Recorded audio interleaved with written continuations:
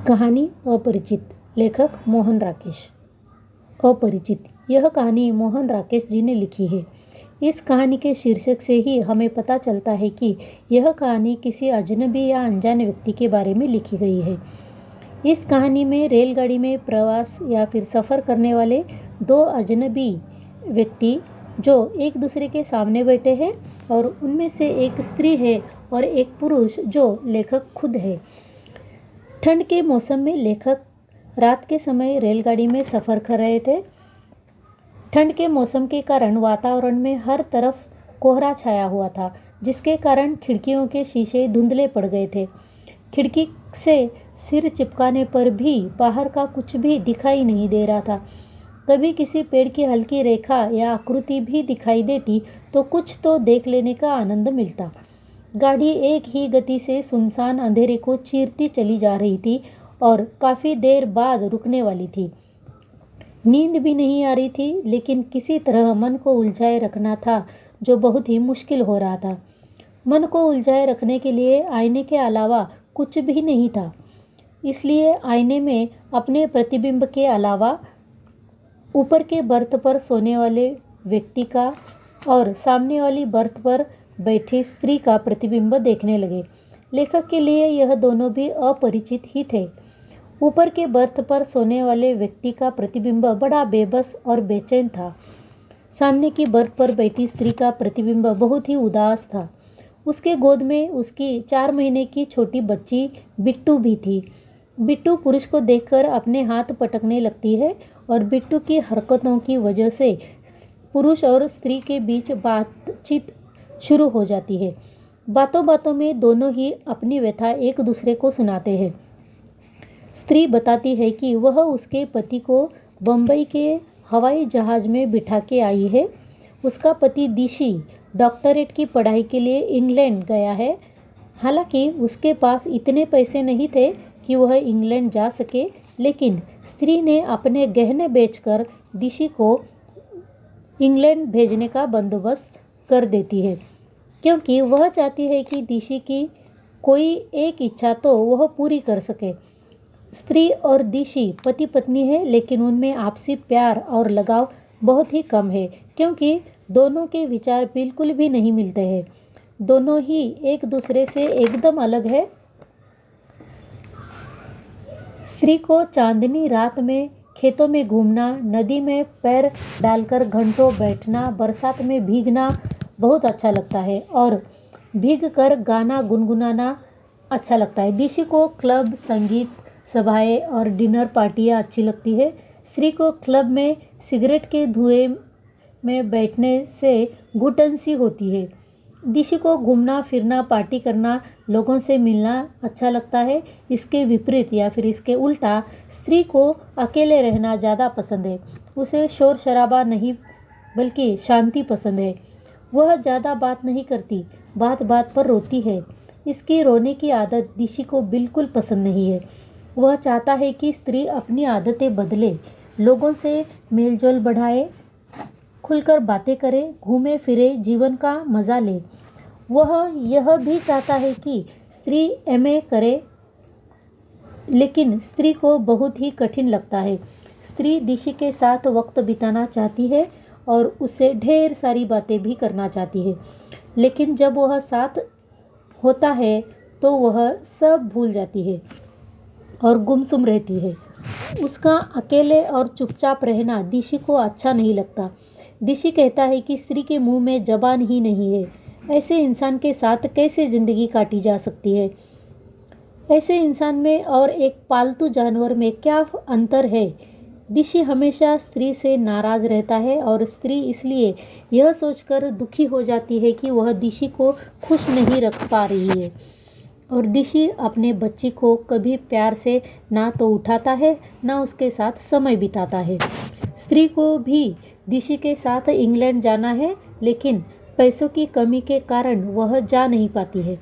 लेकिन 6 से 8 महीने में नौकरी करके थोड़े पैसे जमा करेगी और कुछ कहीं से उधार लेके फिर वह भी इंग्लैंड अपने पति के पास जाएगी, ऐसा वह कहती है। स्त्री को जितना दिशी रोने से रोकता है, स्त्री उतना ही ज़्यादा रोती है। वह कहती है कि ऋषि उसे समझ ही नहीं पाता है। स्त्री को बात करना अच्छा नहीं लगता, लेकिन ऋषि स्त्री को ज़बरदस्ती बात करने के लिए मजबूर करता रहता है। स्त्री पुरुष से पूछती है कि क्या आप भी आपकी पत्नी को ज़बरदस्ती बात करने के लिए कहते हैं? तो पुरुष बताता है कि मुझे ऐसा मौका ही नहीं मिल पाता। फिर पुरुष अपनी व्यथा सुनाने लगता है। वह कहता है कि 5 साल से वह चाहता है कि उसकी पत्नी नलिनी थोड़ा कम बात करे। पुरुष का कहना है कि कई बार इंसान चुप रहकर ज़्यादा बातें कह सकता है।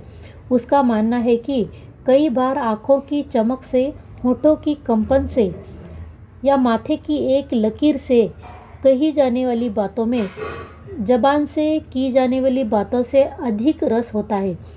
यह बात जब पुरुष नलिनी को समझाना चाहता है तो वह कहती है कि ज़्यादा बात करना इस बात का सबूत है कि वह इंसान छल कपट करने वाला नहीं, एकदम साफ दिल का इंसान है। नलिनी कॉलेज में लेक्चरर है और वह घर में भी लेक्चर देती रहती है क्योंकि वह आदत से मजबूर है। इस कहानी में स्त्री और पुरुष दोनों ही अपनी शादीशुदा जिंदगी से खुश नहीं है। पुरुष को आशा है कि आने वाला कल उसके जीवन में इस ढांचे को बदल देगा। शादी के कुछ दिन बाद ही पुरुष को लगने लगा कि वह नलिनी को खुश नहीं रख पाएगा। नलिनी एक भरा पूरा घर चाहती थी जिसमें केवल उसी का राज हो। वह समाज में अच्छा स्थान और प्रतिष्ठा, मान सम्मान पाना चाहती थी। पत्नी से अलग उसके पति की एक स्वतंत्र जिंदगी की वह कल्पना ही नहीं करती थी। पुरुष को कम बोलना पसंद था तो उसकी पत्नी नलिनी दिन भर बातें करती रहती है। पुरुष को लोगों से मिलजुल कर रहना पसंद नहीं था तो उसकी पत्नी को सोशल स्टेटस बनाए रखने में रुचि थी। पुरुष हमेशा अंतर्मुख रहता था और इसे पत्नी उनके संस्कारों का दोष मानती है। नलिनी को लगता था कि वह धीरे धीरे पुरुष को अपने प्यार भरे बर्ताव से बदलाव लाएगी। उसे विश्वास था कि पुरुष में जो भी कमी है वह उसे पूरी कर देगी और उसे अपने सामाजिक जीवन में लेकर आएगी।